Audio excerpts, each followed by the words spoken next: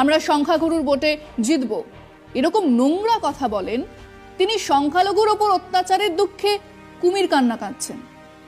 দেশের প্রধানমন্ত্রী, দেশের সরকার জানিয়েছেন তারা খুব আশঙ্কায় আছেন। বাংলাদেশের সংখ্যালঘুদের ওপর অত্যাচারের খবরে তারা চিন্তিত, ব্যথিত। এই মহাপুরুষেরা চীনে উইঘুর মুসলমানদের ওপর অত্যাচার নিয়ে চীন সরকারকে তাদের আশঙ্কার কথা জানিয়েছেন? জানাননি। কেন? কারণ তারা সংখ্যালঘু কিন্তু মুসলমান।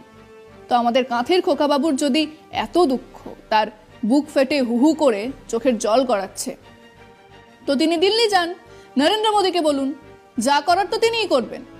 এবং এটাও তো জিজ্ঞেস করতে হবে যে কতদিন তিনি ওই বেগম হাসিনাকে তার আশ্রয় রেখে দেবেন। এ নিয়েও তো বাংলাদেশের সংখ্যাগুরুদের ক্ষোভ আছে।